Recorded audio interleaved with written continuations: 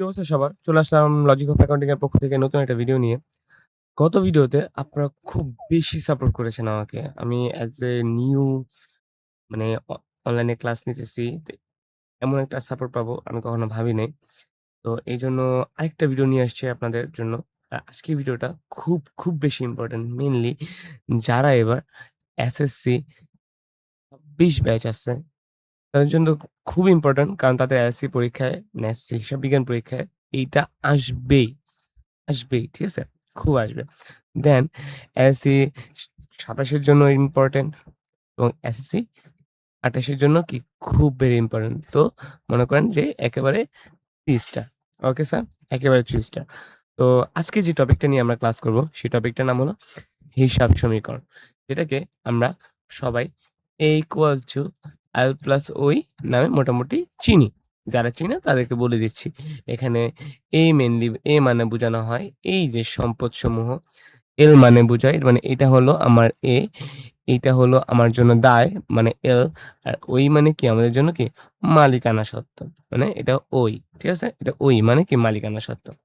ওকে, তাহলে আমরা নরমালি এতটুকু জানলাম যে A = L + OI মানে কি সম্পদ সমান দায় প্লাস মালিকানা সত্ত্ব। মানে আমার সম্পদ সমান কি দেওয়া আছে সমান মানে সম্পদ যদি ৳১০ হয়, দায়ের মালিকানা সত্ত্ব ২ টা যোগ করে কত টাকা হওয়া লাগবে আমাদের?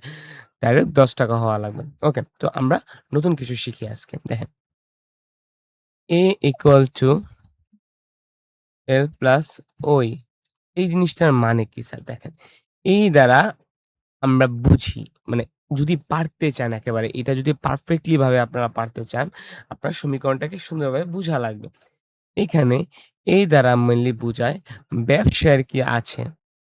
ব্যবসায়ের কি আছে? বা বলতে পারি ব্যবসা নিজে এখানে, সে নিজে, ঠিক আছে? অথবা ব্যবসায় কি ব্যবহার করছেন? কি ব্যবহার করতেছে? এই কয়েকটা জিনিস আমার একে মিন করা হয়। মানে সম্পদকে মিন করা হয়। ঠিক আছে? এইজন্য একে ব্যবসার ১ম পক্ষ বলা হয়। কি বলা হয়? ব্যবসার ১ম পক্ষ। তাহলে আমরা একটা জিনিস দেখলাম যে এই দ্বারা বোঝায় ব্যবসার কি আছে, ব্যবসায় নিজে কি ব্যবহার করছে অথবা মানে ব্যবসায় নিজে অথবা কি ব্যবহার করতেছে ব্যবসা। ঠিক আছে? এই কয়েকটা জিনিস আমরা বুঝতে পারি। ওকে? আচ্ছা। তাহলে এতটুকু যদি বুঝি, এবার দেখি ব্যবসার ভিতরে কিছু লোকজন থাকে। তো এখন ব্যবসা তো পরিচালনা করে ব্যবসার মালিক। তো ব্যবসার মালিক কে? ব্যবসার ভিতরের লোকজন। তো এক কথায় এই যে ওই কে বোঝায় ব্যবসায়ের ভিতরের লোকজন। ব্যবসায়ের ভিতরের লোকজন কি করে? ব্যবসায় আয় করে, ব্যয় করে, তারপরে ব্যবসায় মানুষদের মূলধন দেয়, ব্যবসা থেকে উত্তোলন করে। এখন আপনারা যদি মূলধন না বুঝেন, উত্তোলন না বুঝেন, আয় না বুঝেন, ব্যয় না বুঝেন, অবশ্যই আমার প্রিভিয়াস ভিডিও দেখবেন যারা নতুন, ঠিক আছে? তো আর যারা মনে করেন অলরেডি দেখে আসছেন তারা অলরেডি জানেন যে মূলধন মানে হলো মালিক ব্যবসায় যা দিবে তাই ব্যবসার মূলধন, মালিক ব্যবসা থেকে যা নিবে তাই কি ব্যবসার জন্য কি উত্তোলন। কারণ একটা ব্যবসার মধ্যে আয় হয়ে থাকে, ব্যয় হয়ে থাকে। ওকে, এতটুকু আমরা জানি। তো এখন তাহলে আমরা A শিখে ফেললাম, ওইও শিখে ফেললাম। এবার আমরা L টা শিখব। L মানে হলো ব্যবসার দায়। ঠিক আছে? এই দায় মেইনলি বুঝায় ব্যবসায় বাহিরের লোকজন দ্বারা সৃষ্টি হয়। ব্যবসায় বাহিরের লোকজন, বাহিরের লোকজন। সরি, আমি একটা জিনিস বলতে ভুলে গেছি। এই যে ব্যবসার ভিতরের লোকজন এরা ব্যবসার ২য় পক্ষ। এরা ব্যবসার কত নম্বর পক্ষ? ২য় পক্ষ। আর আমি বললাম এল মানে কি? ব্যবসার বাহিরের লোকজন। তারা ব্যবসার কি? ৩য় পক্ষ। এরা ব্যবসার বাইরে 3rd পারসন, ৩য় পক্ষ। ঠিক আছে? তাহলে আমরা ১ম পক্ষকে এ। যদি এমসিকিউ প্রশ্ন আসে আপনাদের ব্যবসার ১ম পক্ষ কারা? ব্যবসার নিজে ১ম পক্ষ। ঠিক আছে? এ। ব্যবসার ২য় পক্ষকে ওই মালিকানা সত্ত্ব এবং ৩য় পক্ষকে এল। আচ্ছা, আমরা এই ৩ টা জিনিস মোটামুটি জানতে পারলাম। ওকে। এই ৩ টা জিনিস যদি জানি আমরা এখন এটা একটু ভাঙবো। এখন আমরা তো জানি এটাকে A = L + OE বলা হয়। এটা হলো মৌলিক সমীকরণ। এটাকে কি বলা হয়? মৌলিক সমীকরণ। এখন এই মৌলিক সমীকরণকে আমরা ভাঙতে পারি। কিভাবে ভাঙতে পারি? A এর মতো থাকবে, L এর মতো থাকবে প্লাস ওই কে যদি ভাঙি আমরা C plus R minus E minus D এগুলা পাবো। ওকে? এখন এইটাকে মৌলিক সমীকরণ বলা হলে এটাকে বলা হয় বর্ধিত সমীকরণ। কি বলা হয়? বর্ধিত সমীকরণ। এখন সবার মনে প্রশ্ন আসতেছে যে এখানে সি দ্বারা কি বুঝায়, আর দ্বারা কি বুঝায়, ই দ্বারা কি বুঝায়, ডি দ্বারা কি বুঝায়? এখানে সি দ্বারা মেইনলি বুঝায় মূলধন, আর দ্বারা কি বুঝায়? আয়, ই দ্বারা কি বুঝায়? ব্যয়, আর ডি দ্বারা কি বুঝায়? উত্তোলন। তাহলে মূলধন, আয়, ব্যয়, উত্তোলন এগুলা কোথায় অবস্থান করে? মালিকানা সত্ত্বের মধ্যে অবস্থান করে, সমীকরণের মধ্যে। ঠিক আছে? এখন যদি স্যার আপনাদের কিছু ২ টা এমসিকিউ শিখাই দেই যে মৌলিক সমীকরণের উপাদান কয়টা? যদি মৌলিক সমীকরণের উপাদান বলে এখানে আমরা কয়টা উপাদান দিচ্ছি? ১ টা, ২ টা, ৩ টা। তাহলে উপাদান কয়টা? ৩ টা। যদি বলে বর্ধিত সমীকরণের উপাদান কয়টা? তাহলে বলব আমরা ১ টা, ২ টা, ৩ টা, ৪ টা, ৫ টা, ৬ টা। তাহলে বর্ধিত সমীকরণের উপাদান ৬ টা। এখানে বর্ধিত উপাদান কয়টা? ৬ টা। আর এখানে কয়টা? ৩ টা। ওকে, আমরা মোটামুটি এই জিনিসটা ক্লিয়ার হইলাম। এখন দেখেন স্যার, মালিকানা সত্ত্বের মধ্যে ৪ টা জিনিস বসে। মূলধন, আয়, ব্যয়, উত্তোলন। এখন মূলধন আর কিছু নাই। মনে ধরে নিতে হবে কি এটা? প্লাস। তাহলে আমরা জানি যে এখানে ২ টার আগে প্লাস চিহ্ন মানে কি বুঝাচ্ছে? এই ২ টা যদি বাড়ে মানে মূলধন, আমি একটু দাঁড়ান। আম এই যে এই ২ টা যদি বাড়ে, এই ২ টা যদি বাড়ে তাহলে মালিকানা সত্ত্ব কি হবে? বাড়বে। আবার এই ২ টা যদি কমে তাহলে মালিকানা সত্ত্ব কি হবে? কমবে। তাহলে আমরা একটা জিনিস জানলাম যে মূলধন আর আয় যদি বাড়ে তাহলে মালিকানা সত্ত্ব বাড়বে। আর মূলধন আর আয় যদি কমে যায় তাহলে মালিকানা সত্ত্ব কি হবে? কমে যাবে। ওকে। এবার ব্যয় আর উত্তোলন সেম জিনিস। ব্যয় আর উত্তোলন আগে কি চিহ্ন দেওয়া? মাইনাস চিহ্ন দেওয়া। মানে কি? তাহলে এই ২ টা যদি বাড়ে তাহলে মালিকানা সত্ত্ব কি হবে? কমবে। এইজন্য মাইনাস চিহ্ন দেওয়া। আবার এই ২ টা যদি কমে তাহলে মালিকানা সত্ত্ব কি হবে? বেড়ে যাবে। সিম্পল জিনিস। তাহলে আমরা মোটামুটি মানে একটা জিনিস জানলাম। তো এখন স্যার এই যে সমীকরণ আমি বললাম যে সমীকরণের সমান সমানের একটা সাইড আছে, আবার আরেকটা সাইড আছে। সবসময় ২ টা সাইড কি হওয়া লাগবে? সমান হওয়া লাগবে। যখনই আমাদের ২ টা সাইড সমান হবে, তখনই আমাদের বুঝতে হবে যে আমাদের হিসাব সমীকরণটা কি আছে? ঠিকঠাক আছে। এখন হিসাব সমীকরণ আসে কই থেকে? লেনদেন থেকে। এখন যেই ঘটনাগুলো লেনদেন, হিসাব বিজ্ঞানের যে ঘটনাগুলো মেইনলি লেনদেন, সেই ঘটনাগুলো আমাদের কোথায় বসে? হিসাব সমীকরণে বসে। এখন এই যে লেনদেন, লেনদেনের মিনিমাম আমি গত ক্লাসে বলছি মিনিমাম ২ টা হিসাব খাত হয়। এখন হয় ২ টি হিসাব খাত সমান, সমানের এক সাইডে মানে এক সাইডে বসে ২ সাইড সমান, সমান করবে অথবা ২ সাইডে বসেই মানে ২ সাইডের মধ্যে কি আসবে? একটা সমান আনবে। ধরেন মনে করেন এখানে এরকম হইতে পারে A = L + ওই।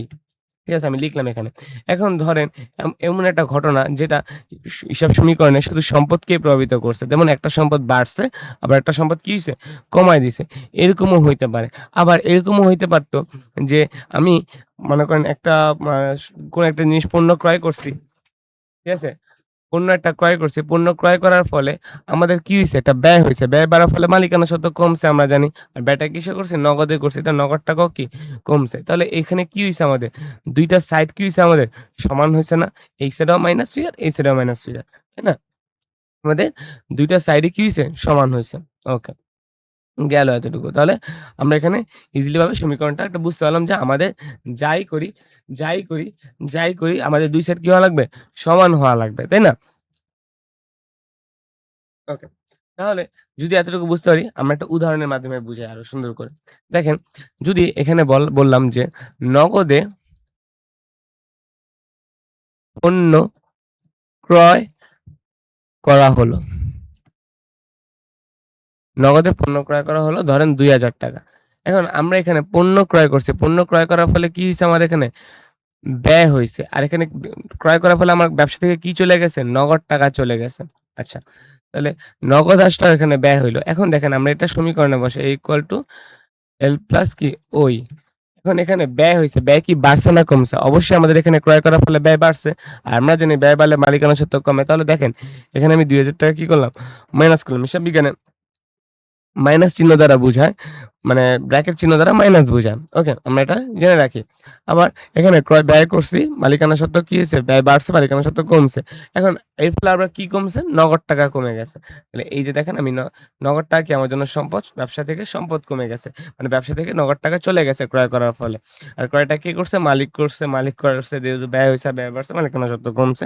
জিনিসটা সিম্পল এই জিনিসটা। ওকে? তো দেখেন আমাদের এই সাইডেও মাইনাস ফিগার, এই সাইডেও কি? Minus figure. আমাদের ২ টা সাইড কি? সমান হয়েছে। তো সেখানে হিসাব সমীকরণ কি? ওকে। তাহলে আমরা মোটামুটি হিসাব সমীকরণের একটা ধারণা পেয়েছি। তো এখন আমাদের প্রশ্ন কিরকম থাকবে?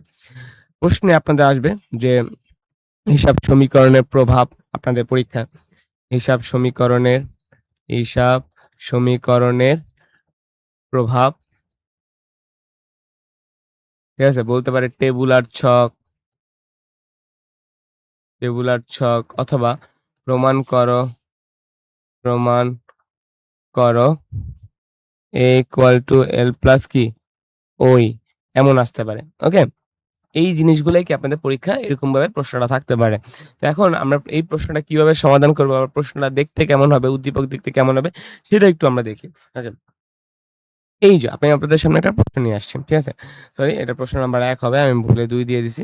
প্রশ্ন নাম্বার ১। এই যে একটা প্রশ্ন, এই প্রশ্নটা আমরা হিসাব সমীকরণ করব। যখনই আমরা হিসাব সমীকরণ করব একটা প্রতিটা অঙ্কের, আমরা দেখব একটা অঙ্কে কতগুলো সম্পদ আছে, কতগুলো দায় আছে। আমরা একই প্রত্যেকটা লেনদেন বিশ্লেষণ করব। লেনদেন বিশ্লেষণ করে দেখব যে সম্পদ কয়টা, দায় কয়টা। ঠিক আছে? আমার ধারণা মতে একটা অঙ্কে সর্বোচ্চ ৩ টা থেকে ৪ টা সম্পদ থাকে, সর্বোচ্চ ২ টা দায় থাকে। এর বেশি থাকে না। তো আমরা একটু দেখি এখানে কয়টা আছে। তো আমরা ১ম থেকে দেখি। জুন মাসে তানজিল নগদ টাকা, এই যে নগদ টাকা আমরা একটা সম্পদ শুরুতে পেয়ে গেলাম। এবং ৳১০,০০০ পণ্যদ্রব্য। সে ব্যবসার মধ্যে পণ্যদ্রব্য আনছে। পণ্যদ্রব্য তো আমার জন্য সম্পদ না। পণ্যদ্রব্য তো একটা পণ্য। পণ্য তো নামে কোনো হিসাব হয় না। পণ্যটা কি করে আনছে স্যার? ক্রয় করে আনছে। আমি বুঝাচ্ছি আরো বেশি। এখানে ব্যবসা থেকে মালিক ব্যক্তিগত প্রয়োজনে উত্তোলন করছে ৳৫,০০০। এই যে নগদ টাকা, আমি আবার পাইলাম নগদ টাকা। এবার বলছে পূবালী ব্যাংকে ৳২০,০০০ জমা দিয়ে একটা হিসাব করছে। তা ব্যাংক এই যে আমি কয়টা সম্পদ পেলাম? ২ টা সম্পদ পেলাম। নগদ একটা পেলাম আর কি ব্যাংক একটা পেলাম। উপরেরটা নিলাম না কেন? ৫ নাম্বার ৫ তারিখেরটা। কারণ এখানে অলরেডি আমি নগদ টাকা একবার ধরছি, আবার ধরব না। ওকে। ভাড়া পরিশোধ করা হলো ৳১০,০০০। এই যে টাকা সেম জিনিস নগদ একবার ধরছি আমি বারবার কি ধরব না। তো অলরেডি আমরা সমাদ পাইছি ২ টা, একটা কি নগদ আরেকটা কি ব্যাংক। মালিকের ব্যক্তিগত অর্থ থেকে ৳৪,৫০০ চুরি হয়েছে। স্যার ব্যক্তিগত অর্থ থেকে চুরি হয়েছে, ব্যবসা থেকে চুরি হইছে? তো এটা আমার জন্য কি লেনদেন না। ব্যবসা থেকে কোনো টাকা চায় নাই। ব্যবসার কোনো সম্পর্কই নেই এটার মধ্যে। এটা মালিকের কাছে। আর আমি সবসময় হিসাব বিজ্ঞানে ব্যবসার হিসাব করব। মালিকের হিসাব কি করব না। তাহলে আমরা অলরেডি সম্পদ পাইছি। আমি আবারও বলি নগদ টাকা, নগদ একটা সম্পদ পাইছি। আরেকটা কি পাইছি? ব্যাংক একটা সম্পদ পাইছি। এর বেশি কি আমরা সম্পদ কি পাইনি। এরপরে বলল যে ধারে অফিস সরঞ্জাম কিনছে। এই যে অফিস সরঞ্জাম নামক একটা সম্পদ তাহলে একটা কি পেলাম? অফিস সরঞ্জাম। আর এখানে অফিস সরঞ্জামটা কিসে কিনছে? ধারে কিনছে। ধারে কেনার ফলে কি হইছে? আমার একটা দায় পাইছি। দায়টার নাম কি? বলেন তো? আমি টাকাটা দেই নাই, দিতে হবে। এটা কি আমার জন্য পাওনাদার বা প্রদেয় হিসাব। ওকে? এবার বলছি যে ব্যাংক থেকে ব্যক্তিগত প্রয়োজনে ঋণ নিছে। ব্যাংক থেকে ব্যক্তিগত প্রয়োজনে নিছে। ব্যবসার জন্য নিছে? ব্যবসার কোনো মানে কোনো কিছু ঝামেলা আছে? না। এটাও কি আমাদের জন্য কি লেনদেন না। তাহলে আমরা লেনদেন না পাইছি ২ টা। এটা হলো ১১ তারিখ, আরেকটা কি পেলাম? ২৩ তারিখ। এবার বলছে যে আমি যে অফিস সরঞ্জামটা কিনছিলাম ধারে। এই যে এখানে আমার যে দায় বাড়ছিল, সেই টাকাটা কি করছি আমি? সেই টাকার কিছু টাকা আমি কি করছি? পরিশোধ করে দিছি। তা পরিশোধ করার ফলে ওই টাকার যে আমি দায়বদ্ধ ছিলাম, কিছুর অংশ দায় কমে গেছে না আমার? তাহলে এই যে এখানেও কি আমি দায়টা পরিশোধ করছি। তাহলে কি করছি? নগদ টাকা। তাহলে আমরা এই যে সম্পদ এক পুরো অঙ্কের মধ্যে আর সরি আরেকটা আছে তানজিল তার নিজস্ব তহবিল থেকে মেয়ের কোচিং তানজিল কে ছিল? মালিক। মালিক তার নিজের পকেট থেকে বেতন দিছে। অবশ্যই ব্যবসা থেকে তো নিয়ে দেয় নাই। তো ব্যবসা থেকে নিয়ে দেয় নাই। যার ফলে কি হইছে? আমার কোনো এখানে ব্যবসার সাথে কোনো সম্পর্কই হয় না। যেহেতু ব্যবসার সাথে কোনো সম্পর্কই নাই এখানে, তাহলে এটার মধ্যে এটা কি আমাদের জন্য কি লেনদেন না। তাহলে যদি লেনদেন নয় তাহলে আসে তাহলে এই ৩ টা যোগ করে দিলেই কি আমরা মোটামুটি কি পেয়ে যাবো মানে পারবো না জিনিসটা? ওকে, দেখা যাক। এবার যেহেতু আমরা মোটামুটি মানে সম্পদ কয়টা একটা অঙ্ক থেকে বের করা শিখছি। সেম আবার দায়ও দেখলাম কয়টা আছে। আমাদের ১ টা দায় আছে, ৩ টা সম্পদ শিখছি। তো এবার আমরা ছক করব। তো কেন আমরা এটা করলাম? কারণ আমাদের যদি আমরা সম্পদ আর দায়টা ফাইন্ড আউট করতে পারি তাহলে ইজিলি আমরা কি করতে পারবো? আ আমাদের ছকটা ইজিলি ভাবে আঁকতে পারবো। ঠিক আছে? তো এই আমি এখন যেই টাইপে বা যেই সিস্টেমে অঙ্কটা করব আপনারা ঠিক এইভাবেই করবেন। এভাবে বাসায় প্র্যাকটিস করবেন। যদি না বুঝেন বা কোনো একটা মানে এন্ট্রি বুঝছেন না অবশ্যই কমেন্ট করে জানাবেন। ঠিক আছে? আর অবশ্যই চ্যানেলটা সাবস্ক্রাইব করবেন যাতে কি আমি আ অনুপ্রাণিত হতে পারি। আর আপনারা যদি এই পর্যন্ত ভিডিওটা দেখতেই থাকেন, মানে অলরেডি যারা মানে এতক্ষণ ধরে ভিডিওটা দেখছেন, তাদেরকে অবশ্যই থ্যাংকস। কারণ আপনাদের জানার আগ্রহ আছে ভাই। আর আমি পার্সোনালি জানার আগ্রহ আমার খুব বেশি। ঠিক আছে?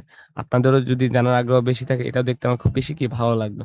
ওকে, চলুন আমরা ছকটা আঁকি। তো আমরা ৩ টা সমাদ পাইছি, ১ টা দায় পাইছি। ছকটা আঁকি। তো আমাদের মোটামুটি ছকটা আঁকা শেষ। তো আমরা ছকের ভিতরে জিনিসগুলো লিখি। দেখেন তারিখ, এ সম্পদ, কারণ আমরা ২ টা সাইড আঁকবো।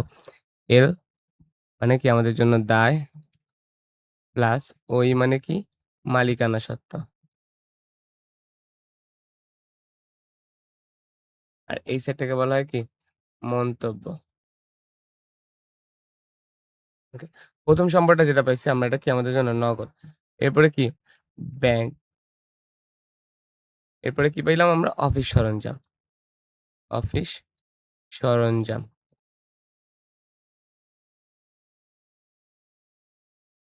এরপরে কি পেলাম? আমাদের জন্য প্রদেয় হিসাব। এরপরে কি মূলধন যোগ আয় মাইনাস ব্যয় মাইনাস কি উত্তোলন। আমাদের মোটামুটি কি ছকাকার ডান। এবার ছকাকার যদি ডান হয় আমরা তো দেখতেই পারছিলাম আমাদের প্রশ্নে আম লেনদেন কয়টা? তো আমরা যতগুলা লেনদেন ততগুলা লেনদেনে কি এঁকে ফেলবো? ঘর এঁকে ফেলবো। ঠিক আছে? তো এখানে আমাদের প্রশ্নে ৩ টা বাদে ৩ টা ঘটনা বাদে বাকি সবগুলো ঘটনাই কি আমাদের জন্য লেনদেন। তো ১ম ১ তারিখের জন্য একটা ঘর, ৫ তারিখের জন্য একটা ঘর, ২ টা ঘর, ৩ টা ঘর, ৪ টা ঘর, ৫ টা ঘর, ৬ টা ঘর। আমাদের মোট ৬ টা ঘর হবে। তো আমরা ৬ টা ঘর কি এঁকে ফেলি। ৬ টা ঘর তো আমাদের একটা বেশি দিতে হবে এছাড়াও। তো আমরা ৬ টা ঘর এঁকে ফেলবো। দেখেন ৬ টা ঘর আঁকবো। ১ম টা ১ তারিখেরটা একটু বড় দিবেন, দরকার হয়। এই যে ১, পরেরগুলা ছোট, ছোট দিবেন। ২, ৩, ৪, ৫ তাহলে ১, ২, ৩, ৪, ৫ আর এখানে একটা কি দিবেন? ৬। তো আমাদের অ এন্ট্রি ছিল কয়টা? ৬ টা। ঠিক আছে? আমরা কি করছিলাম? একটা বেশি দেব বলছি কিন্তু। এই যে, একটা বেশি দিলাম। কেন বেশি দিব? এটা আপনারা লাস্টে বুঝতে পারবেন। ঠিক আছে? তো আমরা শুরু করি। দেখেন আমাদের অঙ্কটা আমরা কি করি? শুরু করে দিই।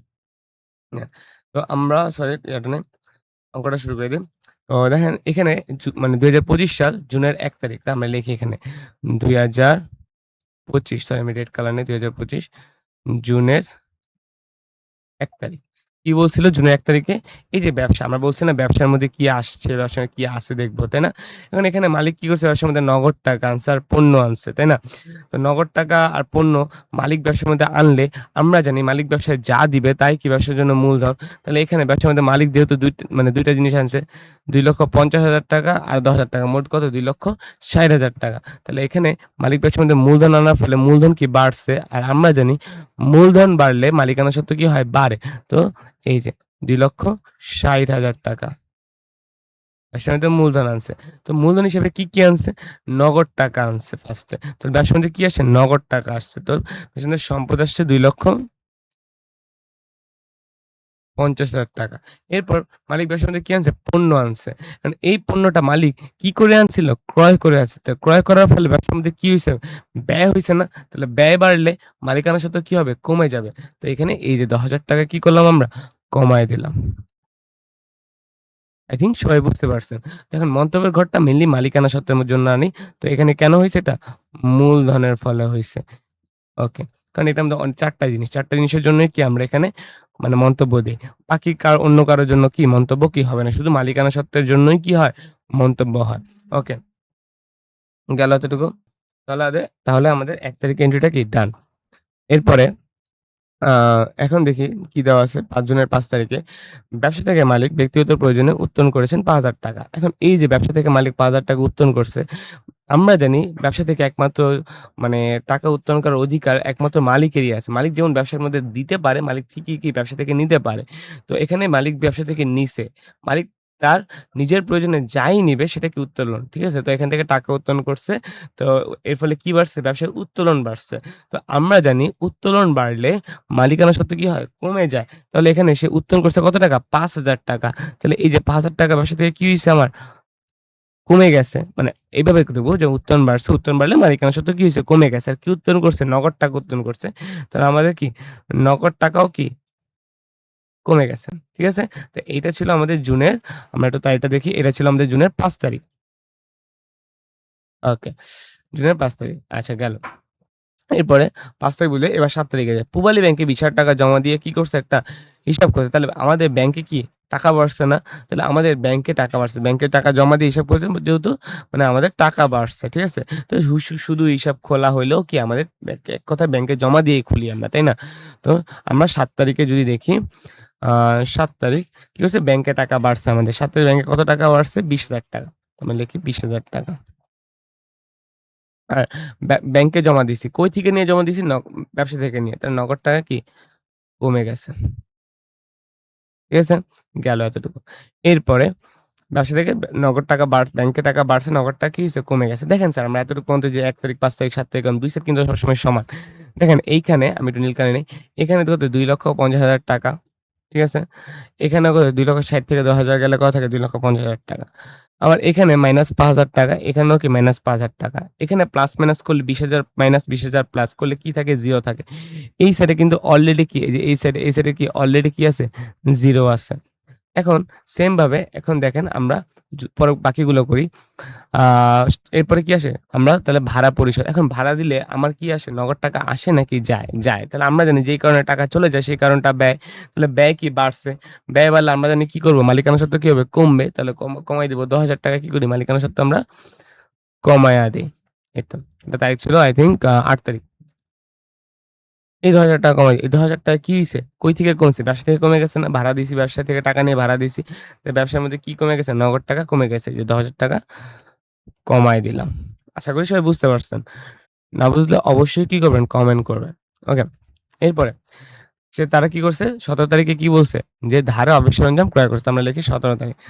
ধারে অফিস সরঞ্জাম মানে ক্রয় করছে। অফিস সরঞ্জাম ক্রয় করার ফলে ব্যবসার মধ্যে একটা অফিস সরঞ্জাম নামক একটা সম্পদ আসছে। ঠিক আছে? কত টাকার সম্পদ কিনছে ধারে অফিস সরঞ্জাম? মেবি ৳৪০,০০০। এই যে ৳৪০,০০০ র কি আসছে আমার কাছে একটা অফিস সরঞ্জাম আসছে। এই অফিস সরঞ্জামটা কিসে নগদে কিনছি? অবশ্যই না। নগদে কিনলে আমরা এখান থেকে কি করতাম? কমায় দিতাম। কিন্তু আমরা তো নগদে কিনি নাই। আমরা কিসে কিনছি? ধারে কিনছি। সরি আমি এখানে প্রদেয় হিসাব হবে। এটা কিন্তু প্রদেয় হিসাব। ঠিক আছে? তো আমরা কিন্তু ধারে কিনছি। ধারে কেনার ফলে প্রদেয় হিসাব নামক একটা দায় কি আমার বাইরে গেছে না? তাহলে এই যে দেখেন দায় বাড়ায় দিলাম। যদি নগদে কিনতাম তাহলে দায়টা বাড়াইতাম না। নগদ টাকা দিয়ে দিতাম এখানে। এখানে দিয়ে দিতাম। কিন্তু আমরা তো নগদ টাকা দেই নাই। ঠিক আছে? তো দেখেন এই সাইডে আমার সম্পদ একটা বাড়ছে, আবার ওই সাইডে কি দায় বাড়ছে। ২ সাইড কি সমান আছে কিন্তু আমাদের। দেখেন এভাবে প্রত্যেকটা জিনিস সমান হয়। এরপর ১৭ তারিখের পরে আ ২৭ তারিখ। ২৭, ২৭ তারিখে কি হইছে? যে আমি যেই টাকা দিয়ে অফিস সরঞ্জামটা কিনে টাকাটা তো দেইনি। টাকাটা তো সে আমার কাছে পায়। সেই টাকাটা পরিশোধ করছি। এটা এখানে এটাই বলছে। ধারে কৃত অফিস সরঞ্জামের মূল্য পরিশোধ করছে ৳১৭,০০০। তাহলে মূল্য পরিশোধ ৳১৭,০০০। তো আমি মূল্য যদি পরিশোধ করি আমার দায় কি কমে যাবে না? এই দেখেন দায় ৳১৭,০০০ কি করলাম? আমরা কমায় দিলাম। আর কিভাবে কমছে? নগদ টাকা দিয়েই তো কি কমছে। এই যে ৳১৭,০০০ নগদ টাকা দিয়ে কমায় দিছে। এখন আমরা এগুলো একটু যোগ করি দেখেন। ২,৫০,০০০ ঠিক আছে? আমরা একটু যোগ করে দেখেন ৳২,৫০,০০০ দাঁড়ান আমি কি আপনাদের সামনে ক্যালকুলেটরটা অন করি। ক্যালকুলেটর হ্যাঁ, দেখেন। আমরা একটু যোগ বিয়োগ করি দেখেন যে ২,৫০,০০০ থেকে আমরা কি করব? সর্বশেষ মানে লম্বালম্বিভাবে সবগুলা ঘর আগে যোগ করি। ২,৫০,০০০ থেকে আমরা সবার আগে বাদ দিব কত? ৳৫,০০০। তারপরে বাদ দিব ৳২০,০০০। তারপরে বাদ দিব ৳১০,০০০। তারপরে বাদ দিব ৳১৭,০০০। আমাদের আসে হলো ৳১,৯৮,০০০ এই যে। এইজন্য আমরা এখানে ঘরটা দিছিলাম ৳১,৯৮,০০০। এখন এখানে দিব কত? ৳২০,০০০। এখানে দিব কত? ৳৪০,০০০ লম্বালম্বিভাবে এগুলো নামায় দিলাম। মানে ৪০,০০০ থেকে ১৭,০০০ মানে ৳২৩,০০০। এখন এই সাইড দেখি ২,১০,০০০ ৬০ থেকে ১০ গেলে কত থাকে? ৫০,০০০ ৫০ থেকে আরো ১০ গেলে কত থাকে? ৪০,০০০ ৪০ থেকে ৫ গেলে ২,৩৫,০০০ ৳২,৩৫,০০০। এখন দেখেন I think যোগ বিয়োগ যদি ঠিক থাকে অবশ্যই কি আমাদের ম্যাথটা হবে। তখন আমরা দেখেন ক্যালকুলেশন করি। তো এখন দেখেন এই সাইডে আমাদের কত? এখানে যদি যোগ করি আমরা এখানে ১,৯৮,০০০ এর সাথে যদি আমরা যোগ দেই ২০,০০০ এখন পাশাপাশি যোগ করে দেই। এই সাইডগুলো ২০,০০০ প্লাস ৪০,০০০।